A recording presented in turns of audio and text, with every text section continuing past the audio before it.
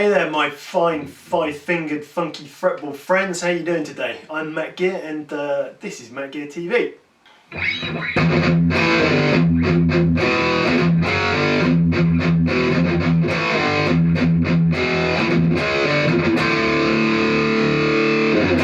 Today I'm going to talk to you about palm muting.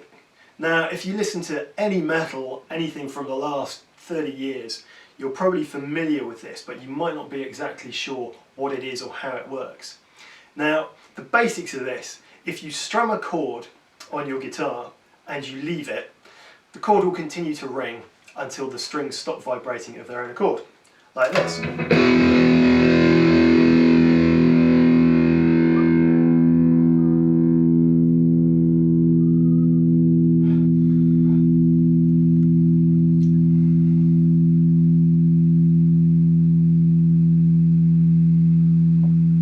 Yeah, that'll do, I think.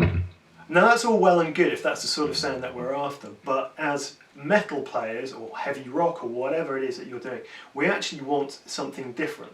Now metal's a very rhythmic style of music, and from a guitar point of view, that rhythm comes from repeated chord hits. Now, repeated chord hits without palm muting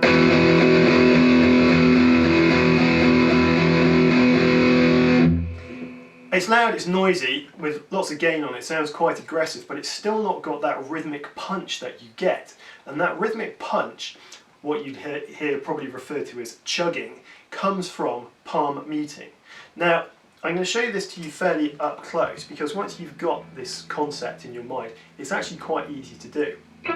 But there are ways of doing it properly, because if you're not careful, you can deaden the strings completely, or you can push the chord out of tune. So what we're doing, I'm going to move my other camera in a little bit.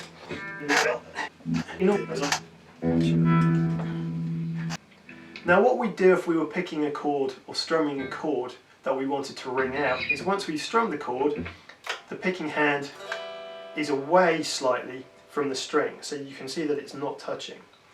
What we do when we're palm muting is actually the edge of the hand, so this inside blade of the hand here on the pinky side is just going to sit very lightly on the strings. Now it's important that it sits lightly and it's not pushing down on the string. If you push down on the strings too much, not only will you deaden them completely, but you'll also start to stretch the strings, which pushes them out of tune. That's especially important if you've got a guitar which has got a tremolo on. Now although this has got a tremolo, this is locked so it doesn't move.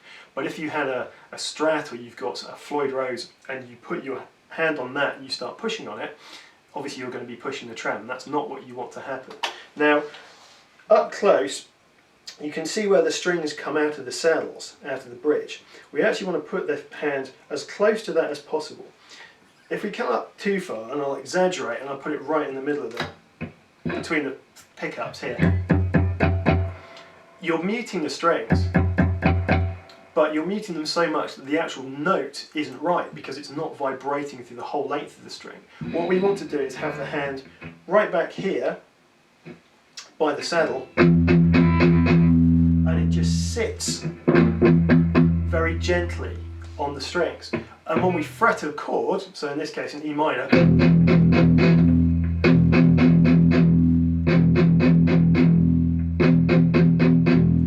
that's my palm muted chord. And when you're playing these chords,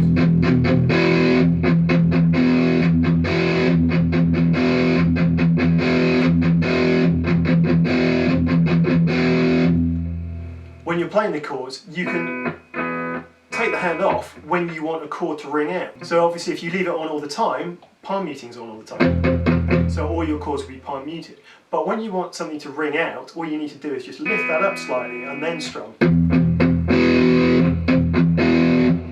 So here's a riff that I've played before, which is by Metallica.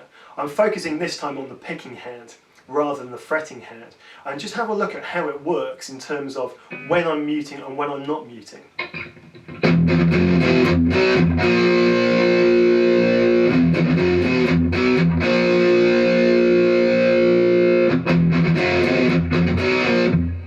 So there's a lot of variety in this riff in terms of how long the notes are being allowed to ring out for.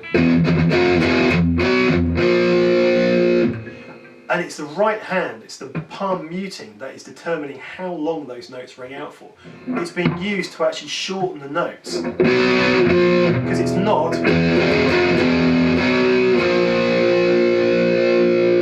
That's what the riff would be without the palm muting. And that sounds a lot less impactful because it's the rhythmic nature of the riff as well as the notes that gives it the chop, that gives it the push and gives it the aggression.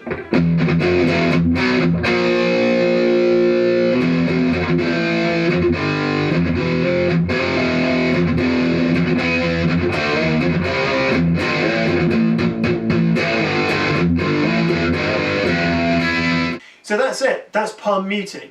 Give that a try for yourself, starting on just an E chord. And experiment moving your hand up and down until you find the optimum position for it. Because what you want is it's still got to sound the chord, and if you move too far up the neck, the chord will disappear.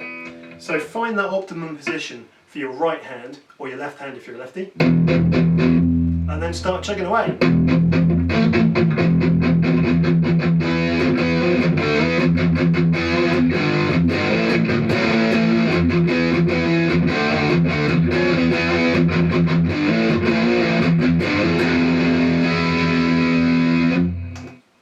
So, that was palm muting. If you've got any questions or comments, just leave them below. Possibly if you've got any suggestions for future lessons, if there's anything that you'd like to do in particular, again, just let me know. So until then, happy chugging, happy playing. I've been Matt Gear, this has been Matt Gear TV. You guys take it easy, and I'll see you next time. Cheers.